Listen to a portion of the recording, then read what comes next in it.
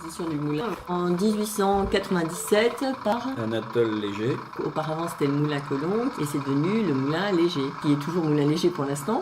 Notre arrière-grand-père, qui était installé comme grainetier. C'était l'arrière-grand-père et le petit à côté, c'était le grand-père. Anatole Léger a voulu élargir l'activité. Il a acquis ce moulin. Pour son fils Louis. Qui comptait le grand moulin, donc moulin à farine. Et puis, dans l'ensemble, il y avait ce qu'on appelle maintenant le petit moulin, qui n'était plus en activité à l'époque. Ça s'appelait le moulin gros, puisque notre père était minotier jusqu'en 1975, date de l'incendie du moulin.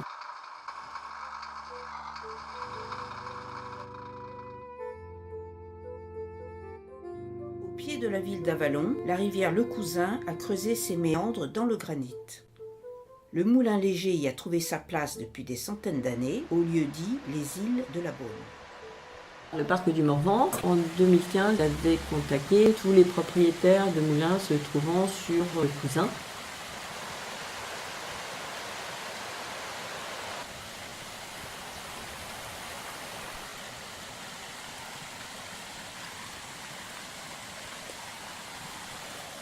Deux moulins implantés en série sur un bief très encaissé.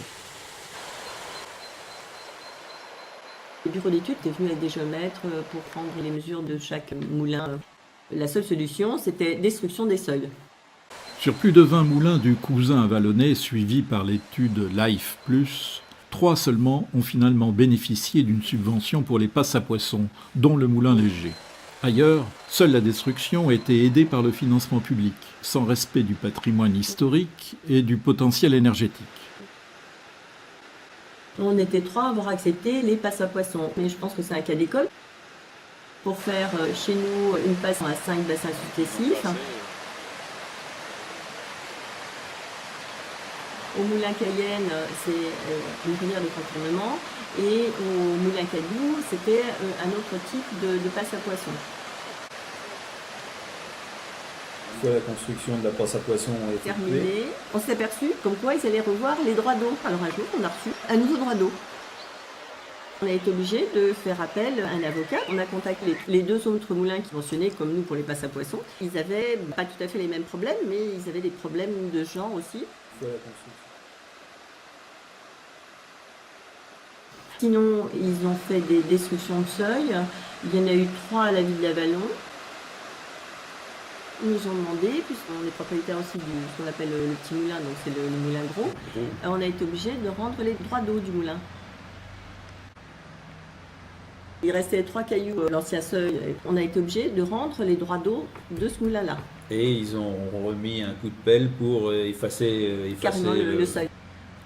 À chaque fois, quand vous rendez un droit d'eau ou quand vous décidez d'abandonner vos droits d'eau, il faut remettre en état, comme elle était à son état naturel. Pendant 15 jours, matin et soir, ils ont gratté tout ce qu'ils ont pu dans la rivière. Ils ont accédé par le seuil jusqu'à la pointe du petit moulin pour faire un pincement pour que les poissons prennent la bonne direction de la passe à poissons et pas la remonter sous la turbine.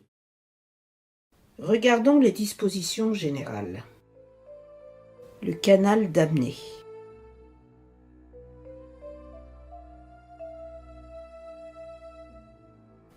L'eau disparaît sous la cour du moulin. Chute d'eau d'une hauteur de 3 mètres environ. Dans l'entrée de la cour. Le filtrage du dégrilloir. Sous la cour, une grille longitudinale au canal protégera la chambre d'eau des embâcles résiduels. Le canal de fuite.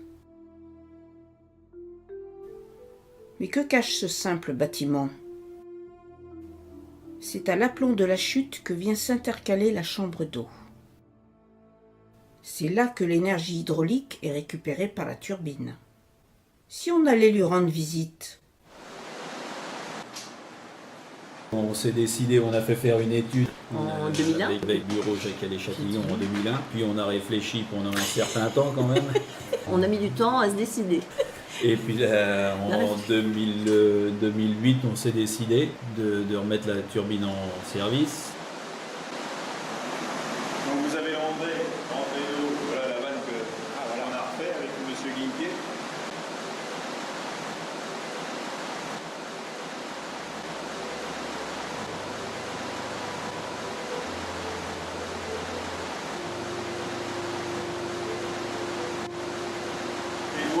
voit, là, et puis j'ai refait aussi le cadre métallique. Là, vous avez dans l'entrée d'eau, vous avez les directrices qui s'ouvrent en fonction du niveau du débit d'eau. Et l'entrée d'eau se fait latéralement, sur la roue. Et ensuite, elle tourne dans le sens inverse des aiguilles du monde. L'eau passe au centre de la roue et ressort. Ça, c'est une turbine qui date de 1906. D'origine, elle a été révisée en 2008 avant la remise en service, mais j'avais dû démonter. Autrement, elle est d'origine. Il y a eu la machine à vapeur. Nous, on a connu la grande turbine en briques qui a été démolie donc à la suite de l'incendie. La turbine avec la transmission qui faisait tout le bas du bâtiment. Ensuite, le premier étage. Et ça a remplacé la roue Sage Bien. Et la turbine a été installée en 1906 et la machine à vapeur à peu près dans la même époque. L'arme de commande des directrices, vous avez un cercle de vannage et qui vous ouvre qui vous commande toutes les directrices dans l'intermédiaire de l'arme.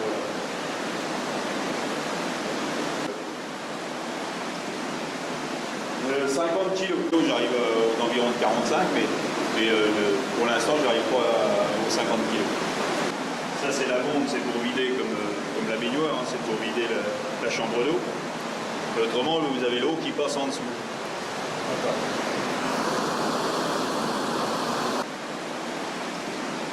Le tarif EDF, il a varié? Non, il est stable. Non, c'est un contrat de nous, c'est 2 composants, été hiver.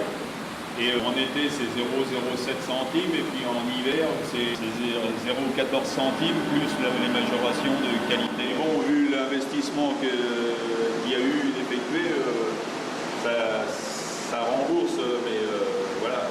Ouais, non, mais moi, j'essaye de faire le travail au maximum par moi-même. Donc, je paye les mains, c'est les revenus de la turbine qui payent les matériaux, et je fais toute la main-d'œuvre pour moi. Maintenant, je ne peux pas me permettre de faire prendre une entreprise pour tous les travaux qui sont effectués. Ils exportaient de la farine à l'étranger avec un collègue meunier. Pour l'Afrique. Ils tournaient en 3-8 pour arriver à suivre la production. Notre père avait installé des cellules à grains. En septembre 1975, le moulin, dans la nuit, a pris feu. On suppose que c'est un court-circuit. Ils avaient installé les pneumatiques pour la circulation du grain, de la farine. Il y a eu un court-circuit. Mettre la turbine en route, c'était très, très compliqué. Il avait remis un pont de camion pour faire la multiplication. Ça cassait assez souvent. On avait arrêté la turbine en mars 88, n'étant pas assuré comme il fallait. Malheureusement, l'activité a été obligée de cesser à cette époque-là. La vanne fermant la chambre d'eau, vous avez la turbine qui est suspendue. Cette turbine est suspendue au multiplicateur par l'arme de transmission. Le multiplicateur, la turbine tourne à 75 tours à la minute. Vous avez le multiplicateur qui multiplie par 10 pour transmettre l'énergie à la génératrice qui tourne à 750 tours. L'ouverture des directrices, la régulation des directrices par un système de vérin hydraulique avec un bras de levier qui régule le niveau, l'entrée d'eau sur la machine. Vous avez le groupe hydraulique qui sert à piloter le vérin pour la régulation de l'eau sur la machine. L'énergie repart sur l'armoire au niveau de la puissance et réinjectée sur le réseau EDF au niveau du compteur.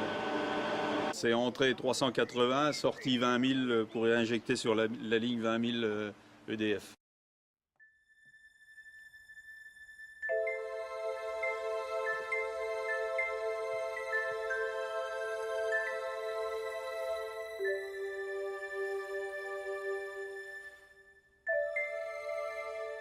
Justement. Oui,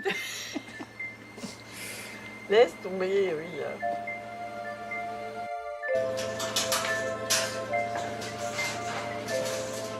Oui, il est peut-être un peu poussiéreux.